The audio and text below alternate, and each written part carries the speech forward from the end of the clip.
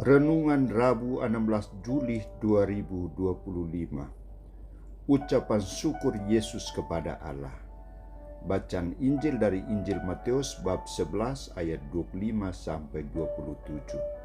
Saudara-saudariku terkasih, setelah menyaksikan sikap Yesus yang sangat emosional terhadap orang Korazim, Betsaida dan Kapernaum karena ketidaktaatan dan ketertutupan hati mereka untuk mendengarkan sabda Allah, pada kisah Injil hari ini, Santo Matius menampilkan wajah Yesus yang sungguh gembira dan bahagia, berhadapan dengan sikap para murid yang taat dan setia mendengarkan dan melaksanakan perintah-perintahnya. Hal ini terungkap jelas dalam isi doa Yesus kepada Bapanya. Aku bersyukur kepadamu, Bapa Tuhan langit dan bumi, karena semuanya itu Engkau sembunyikan bagi orang bijak dan orang pandai, tetapi Engkau nyatakan kepada orang kecil. Ya Bapa, itulah yang berkenan kepadamu.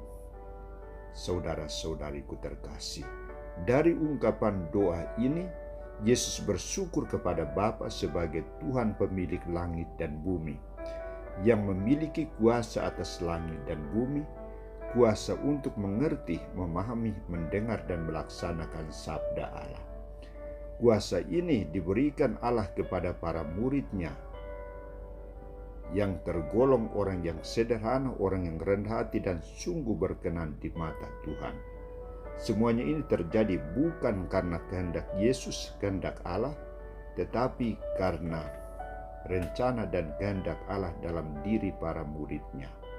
Maka selanjutnya ia mengatakan, semua telah diserahkan kepadaku oleh Bapa-Ku, dan tidak seorang pun mengenal anak selain Bapa, dan tidak seorang pun mengenal Bapa selain anak, dan orang yang kepadanya anak itu berkenan menyatakannya.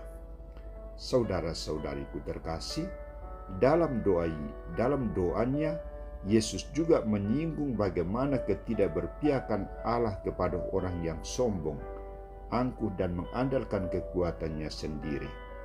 Orang yang memiliki tipe demikian tidak akan mengalami pancaran kasih dan kemurahan dari Allah. Apa inti doa Yesus untuk kita? Dan bagaimana harapan Yesus bagi kita, saudara-saudariku terkasih?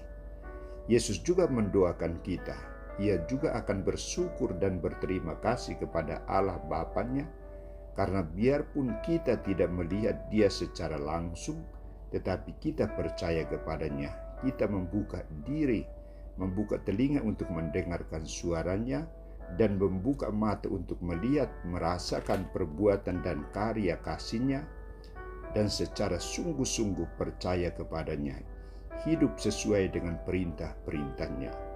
Sikap Yesus mengucap syukur kepada Allah juga mengajarkan kepada kita untuk senantiasa merendahkan diri di hadapan Allah dan Yesus untuk menyukuri segala anugerah yang kita alami, yang kita terima dan hidupi setiap saat.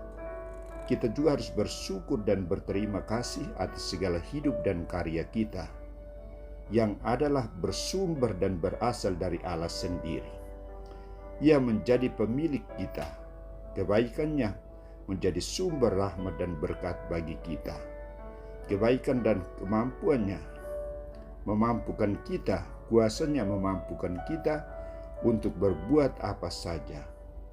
Ia akan menghargai orang yang rendah hati dan pasrah kepadanya, dan mengutuk orang yang sombong dan tinggi hati. Pilihan kita mana? Mau tinggi hati atau mau rendah hati? Mau membuka diri atau menutup diri? Konsekuensinya adalah kalau kita membuka diri, mendengarkan suaranya, rahmat akan kita peroleh. Dan sebaliknya, kalau kita menutup diri, kita tidak akan menerima rahmat dan berkat-Nya.